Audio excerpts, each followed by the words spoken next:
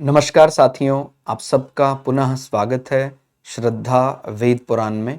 तो आज हम लोग डिस्कस करेंगे श्रीमद् भगवद गीता अध्याय 6 श्लोक अर्थ 40। इससे पहले हम लोगों ने अध्याय 1 से 5 तक के सभी श्लोक अर्थ सरल हिंदी भाषा में दोनों ही चैनल श्रद्धा एस्ट्रो ज्योतिष, श्रद्धा वेद पुराण में अपलोड कर दिए हैं।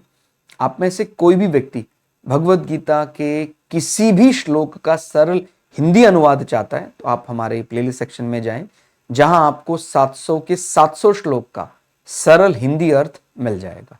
शुरुआत करते हैं। आज का श्लोक अर्थ, भगवान श्री कृष्ण अर्जुन द्वारा कुछ संशय रखा गया, उसका समाधान अब करेंगे। माने अगर इससे पहले आप देखेंगे 3 श्लोक अर्थों में अर्जुन ने अलग अलग प्रकार के उनके मन में ऐसे प्रश्न उठे कि कोई ऐसा व्यक्ति है जो भगवान को पाना चाहता है, उसके मन में बहुत तीव्र इच्छा है और मन को बड़ा काबू करने के बाद भी वो उसके पूरी तरह वश में नहीं हो पा रहा है। उसके कई अलग अलग प्रकार के उदाहरण देकर भी हमने समझाया कि भाई जैसे राजा भरत की कथा रही कि किस प्रकार से एक हिरणी के बच्चे के मुंह में फिर उनको दोबारा हिरण का जन्म लेना पड़ा और फिर अगले जन्म में जरद भरत। तो वो एक प्रकार जो पूरी तरह भगवत प्राप्ति की ओर चल पड़े थे, किसी कारण से, कोई संस्कार के कारण वो किसी भी मोह में ग्रसित हो गए, माने संसार के मोह में और इंद्रिय जनित मोह में, किसी भी प्रकार के मोह में वो फंस गए। तो इससे पहले वाले श्लोक अर्थ में आपने वो अर्थ समझा होगा कि उस व्यक्ति का होगा क्या प्रभु। अर्जुन ने प्रश्न किया कि भाई एक तो उसने पहले ही भगवत प्राप्ति के लिए शुरुआत कर दी थी और उसने संसार के स्वर्ग नरक की कामना से ऊपर उठकर ईश्वर की ओर वो चल पड़ा कि मुझे तो ईश्वर को जानना है। तो उसके लिए अब फिर स्वर्ग का तो है नहीं, उसने खुद ही कहा भाई मुझे तो सुख और दुख और स्वर्ग और नरक से ऊपर उठना है। तो वो इस पाले से भी निकल गया और वो भगवत प्राप्ति भी नहीं कर पाया, माने ना वो यहां का रहा, वो ना वो यहां का रहा। तो अब होगा क्या? तो क्या उसका विनाश तो नहीं हो जाएगा? माने अर्जुन के मन में बहुत बड़ा भय उत्पन्न हुआ। तो अब भगवान अर्जुन के उस प्रश्न का यहां उत्तर दे रहे हैं और बहुत ही प्रेम से। माने ये एक बड़ी विशेष बात है 6ठे अध्याय के 40वें श्लोक में कि भगवान ने यहां पर तात शब्द का इस्तेमाल किया है। ठीक हो गया? पूरे आप देखेंगे तो यहां माने बहुत ही प्यारा, और आप अर्जुन को एक प्रकार से एक भक्त के रूप में समझे, या हम जब भगवत गीता का पाठ कर रहे हैं तो अर्जुन की जगह अपने आप को लेकर रखेंगे तो और सरलता से समझ में आएगा कि भगवान उस व्यक्ति को बहुत ही प्यारा मानता है, बहुत प्रेम करता है, जो उसके लिए माने अपने जीवन में वो उसने अब चाहे वो पूरी तरह से इंद्रियों का संयम अभी नहीं कर पाया, लेकिन उसने तय कर लिया है मुझे भगवत प्राप्ति तो करनी है। भगवान को बड़ा प्यारा है वो। तो यहां ये जो शब्द आया तात, पूरे गीता में ये 40वें श्लोक 6ठे अध्याय में मिलेगा आपको। ठीक हो गया? और नहीं मिलेगा आपको। तो इसका मतलब आप समझ सकते हैं कि यहां पर इतना स्नेह भगवान उस भक्त के लिए ही प्रकट कर रहे हैं जो व्यक्ति अभी पूरी तरह से मन को काबू नहीं कर पाया, लेकिन वो ये इतना जरूर जान गया कि मैं भगवान को प्राप्त करके रहूंगा। ठीक हो गया? तो श्री भगवान बोले हे पार्थ, ठीक हो गया, प्रथापुत्र अर्जुन, उस पुरुष का ना तो इस लोक में नाश होता है, माने किस पुरुष का, जो एक बार ये तय कर ले कि मुझे भगवान को पाना है, शरीरी को समझना है, चेतना को समझना है, और ना परलोक में ही, माने ना तो वो इस लोक में उसको ऐसा खराब माना जाएगा, उसको अपयश माना जाएगा, और ना ही परलोक में उसका विनाश होगा।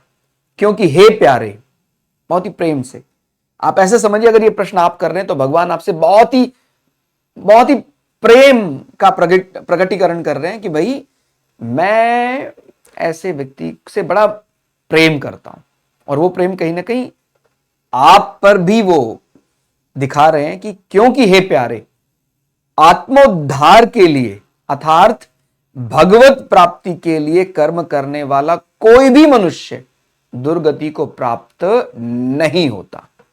ठीक हो गया? तो माने भगवान को वो व्यक्ति बहुत प्रिय है। अब आप देखिए ना, खुद से विचार कीजिए, बहुत बड़ी बात है, संसार रूपी माया, संसार में कितने आकर्षण हैं, तो इस आकर्षणों से पार पाना सबके बस की बात नहीं है। तो किसी व्यक्ति ने संसार के अंदर इतने आकर्षण होने के बाद भी अगर ये तय कर लिया मैं परमात्मा को प्राप्त करके रहूंगा, तो भी अपने आप में बहुत बड़ा उसको त्याग माना जा सकता है। भाई संसार के कितने अलग अलग प्रकार के आकर्षण लगे रहते हैं, मन को बार बार आकर्षित करते, तो इतने अलग अलग आकर्षणों को, कोई खाने का है, कोई अच्छा देखने का है, कोई अच्छे स्पर्श का है, अच्छी पत्नी मिल जाए मुझे, अच्छा पुत्र मिल जाए मुझे, अच्छा है, तो इतने अलग अलग प्रकार के सांसारिक आकर्षण हैं। उन सांसारिक आकर्षणों को छोड़कर, ये बहुत बड़ा बल है, कोई बहुत बड़ा संस्कार है आपका, आपने भगवत प्राप्ति की कामना तो करी। दूसरा व्यक्ति तो पूरी तरह संसारमय हो गया, उसको लिए जीना और मरना केवल संसार का अर्थ और कामना पूर्ति तक सीमित है। आपने विचार तो किया, हो सकता है अभी हम पूरी तरह परिपक्व नहीं हो पाए थे, इसलिए अंतकाल में हम अपने हमारा जो दिशा है वो भटक गई, लेकिन जो आपकी ये जो ईश्वर के प्रति प्रेम है वो तो सत्य है, उसका कभी क्षय नहीं हो सकता है, क्योंकि सत्य का तो कभी क्षय हो ही नहीं सकता। संसार के लिए जो प्रेम है वो तो असत्य के साथ प्रेम है, उसका तो आना जाना लगा रहता है, लेकिन जो परम पिता परमात्मा के लिए आपका जो स्नेह प्रेम है, वो अगर आपने पूरे मन बुद्धि के साथ आपने ईश्वर में मन लगाया है, एक बार भी लगाया है, तो वो आपका रिकॉर्ड हो गया। अब वो कभी जाने वाला नहीं, उसका कभी क्षय नहीं हो सकता है।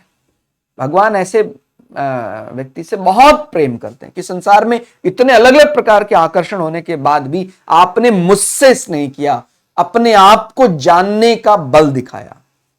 ठीक है, तो यहां थोड़ा और सरल शब्दों में समझे, जो मनुष्य कल्याणकारी कार्य में लगा हुआ है, कल्याण माने उसका कल्याण कैसे होगा, ये जन्म मृत्यु के चक्कर से कैसे मुक्त होगा, अर्थात जिसके लिए मनुष्य शरीर मिला है उस अपने असली काम में लगा हुआ है तथा सांसारिक भोग और संग्रह में आसक्त नहीं है। उसने एक बार तो स्वीकार कर ही लिया कि सांसारिक भोग और संग्रह ये मेरा लक्ष्य नहीं है। किसी असावधानी के कारण कोई इंद्रिय बल बढ़ गया और अंत समय मृत्यु काल में वैसा भगवत स्मरण नहीं आ पाया, उसके बावजूद भी भगवान यहां बहुत ही प्रेम से बोलते हैं कि करने वाला कोई भी मनुष्य दुर्गति को प्राप्त नहीं होता। उसने जो जहां तक वो पहुंच गया है उससे नीचे नहीं गिरेगा, वहां तो उसको वो तो पहचान मिल ही गई है, उससे ऊपर ही जाना अब उसको।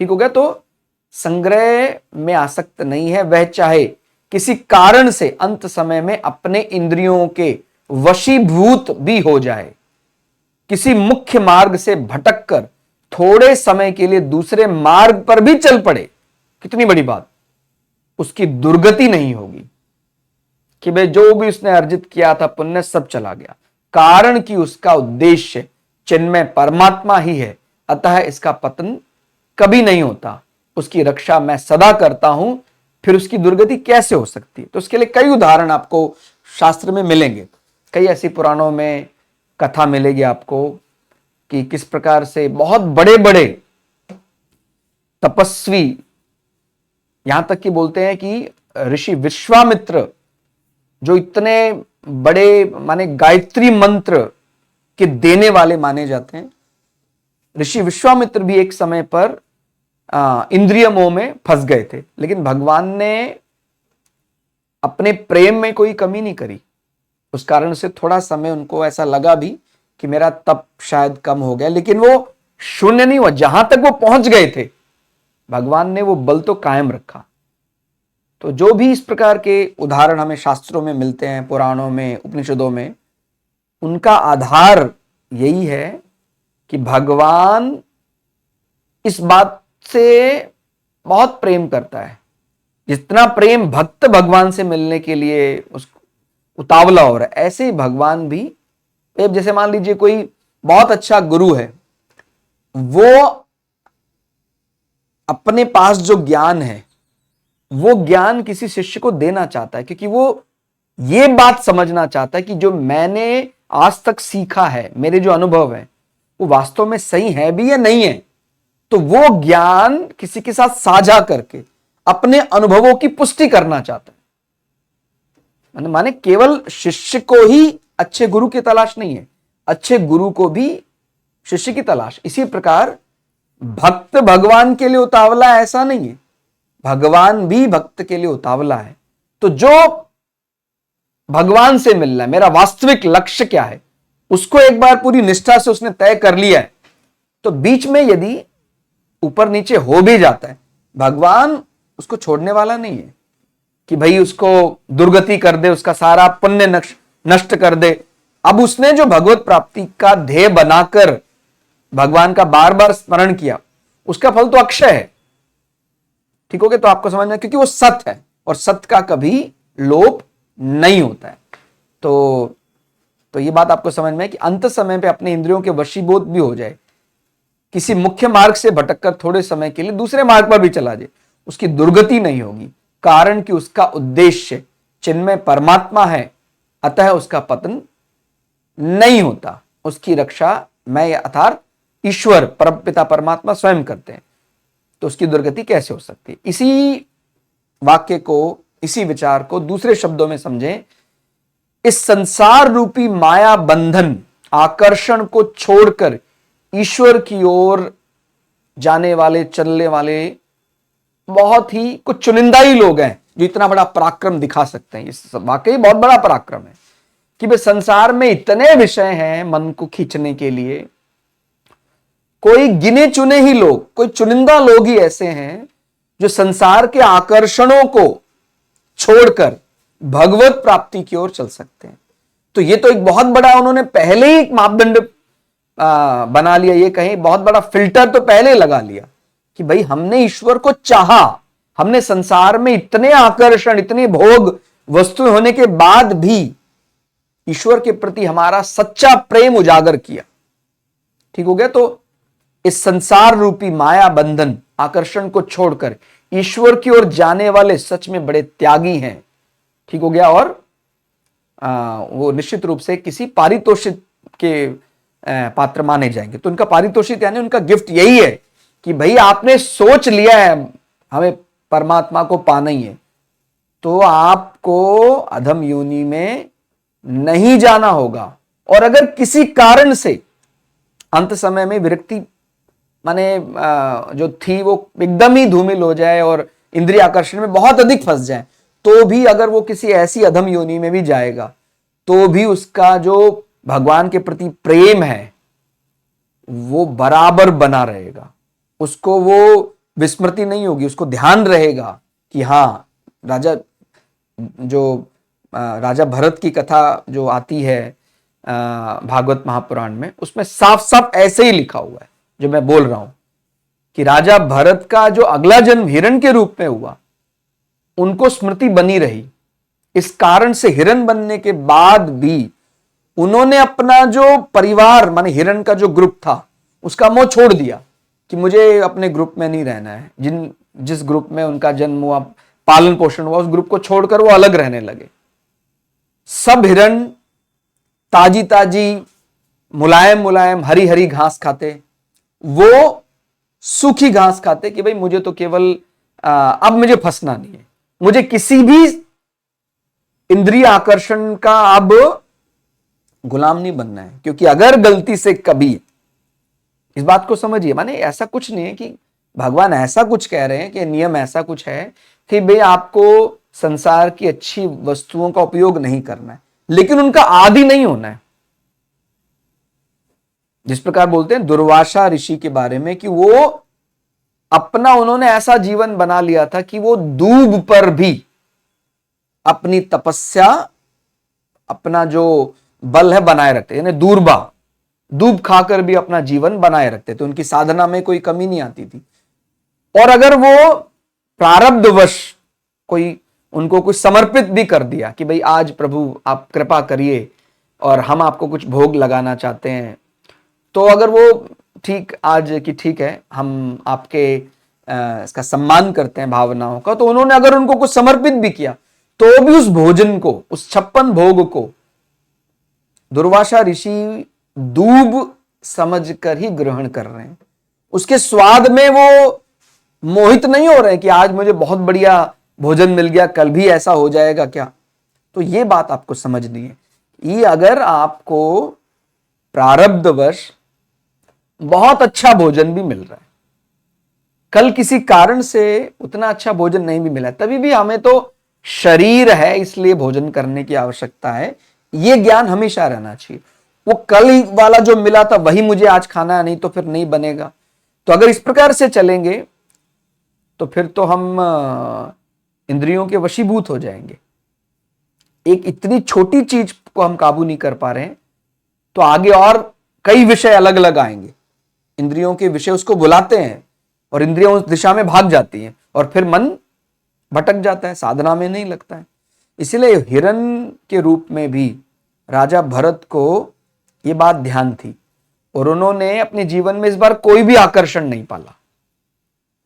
तो आपको ये बात समझ में आ रही कि भगवान फिर एक बार आपने जो प्राप्त कर लिया है उसका सम्मान करता है और अंततोगत्वा वो आपको मुक्ति देकर ही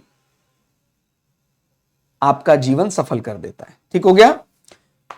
तो इस संसार रूपी माया को छोड़ना निश्चित रूप से, इसके आकर्षणों को छोड़कर आप भगवत प्राप्ति की ओर चले गए, यही बहुत बड़ी बात है। तो ये क्या बोलते हैं, बड़े त्यागी और मुझे बहुत प्रिय है। तो भगवान को ऐसे व्यक्ति बहुत प्रिय है जिसके भीतर एक बार साधन संस्कार पड़ गए हैं। मैंने जिस व्यक्ति के भीतर एक बार कि मुझे भगवान को पाना है, उसने समझ लिया कि मैं किस प्रकार पाना है मुझे, वो संस्कार पड़ गए हैं, वो साधना में बैठना उसने शुरू कर दिया है। चाहे वो बहुत बड़ा पारंगत नहीं हुआ है, अपने अंतकाल तक वो नहीं पारंगत हो पाए, लेकिन वो संस्कार तो पड़ गए हैं। वे संस्कार फिर कभी नष्ट नहीं होंगे। आपने चाहे अंतकाल से पहले 10 बार ध्यान किया और 5 बार ध्यान किया और एक बार भी आपको जागृत हो गया कि नहीं भगवत प्राप्ति ही मेरा लक्ष्य है, तो वो संस्कार फिर कभी नष्ट नहीं होंगे। वो तो सत है, सत का कभी अंत नहीं हो सकता है, कारण कि उस परमात्मा के लिए जो काम किया जाता है वह सत हो जाता है, अर्थात उसका कभी फिर अभाव नहीं होता है। इस प्रकार अपना कल्याण कर्म शुरू करने वाले किसी भी मनुष्य की दुर्गति नहीं होती है। तो भगवान ने 40वें श्लोक अर्थ में यह बात बताई। और यहां पर एक प्रकार हम सबको सावधान होने की भी जरूरत है। निश्चित रूप से भगवान मनुष्य की, ऐसे साधक की दुर्गति नहीं होने देंगे, लेकिन देखिए समय तो अतिरिक्त लग ही गया।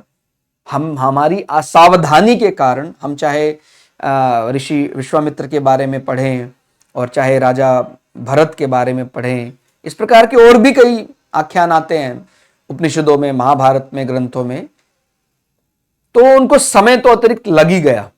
माने उनको सीधा वो जा सकते थे परमात्मा मुक्ति मार्ग, लेकिन उनको समय लग गया। तो मन को नियंत्रित ना करने के कारण साधन में तो बाधा पड़ी ही है। हमें यहां 40वें श्लोक में ये बात समझनी है।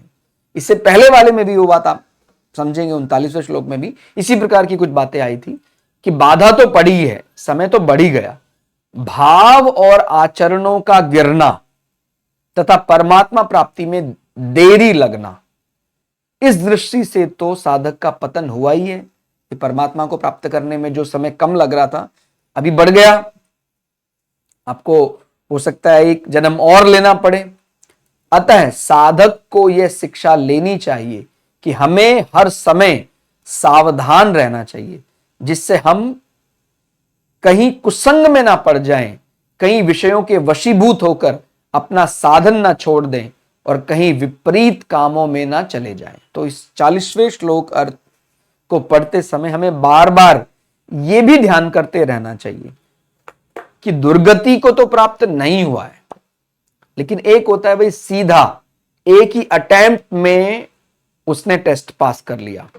एक ऐसा कि भाई आपका टेस्ट तो पास नहीं हुआ है, लेकिन हम आपने जो ये टेस्ट दिया था हम उसको कंसिडर करेंगे और अगले टेस्ट में आपके इसके थोड़े नंबर जोड़ दिए जाएंगे, बट फिर भी आपको समय तो ज्यादा लग गया ना। आपकी जो एक ही बार में आपको शरीर शरीरी का अंतर समझ में आ जाता, आप जन्म जन्मांतर के इस चक्कर से मुक्त हो जाते, आप वास्तविकता को पा लेते।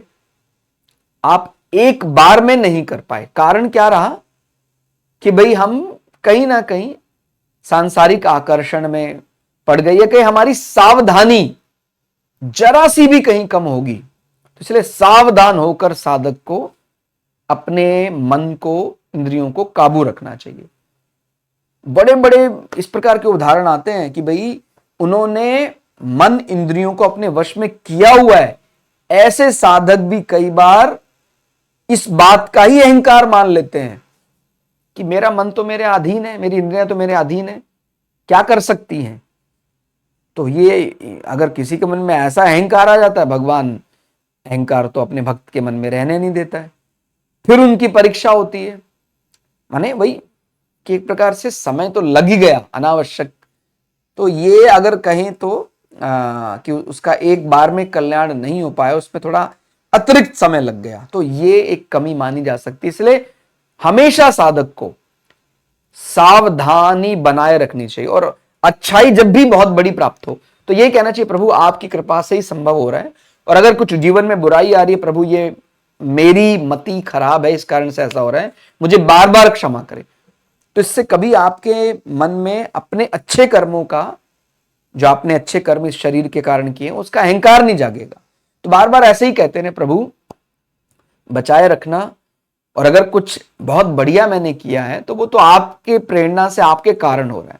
बार बार पूरी सावधानी से, अगर सावधानी कम होगी तो कब हम माया के वशीभूत हो जाएंगे और कब हमारा समय अधिक लगेगा भगवान को प्राप्ति में। ये बात आपको समझ में आ गई होगी कि हमारा जो सत्य के लिए हमने जो संस्कार बना लिया है, हमने सत्य यानी परमात्मा को एक बार चाह लिया है, तो उसका तो लोलुप हो नहीं सकता है, वो तो कभी समाप्त हो नहीं सकता है, वो हमेशा रहेगा। लेकिन समय भी, कौन ऐसा व्यक्ति है जो समय और लगाना चाहता है। जब एक ही बार में हमारा कल्याण हो सकता था तो फिर 2 बार या 3 बार में कल्याण हुआ, इसको तो हम पूरी तरह से उचित नहीं ठहराएंगे। ठीक हो गया। तो इस प्रकार से हम बहुत ही बढ़िया उत्तर भगवान श्री कृष्ण ने अर्जुन को समझाते हुए दिया। आपको ये श्लोक अर्थ कैसा लगा कमेंट करके हमें जरूर बताइएगा। मिलते हैं अगले श्लोक अर्थ में, तब तक के लिए जय श्री भगु पराशरा, जय श्री शुक्राचार्य, नमस्कार।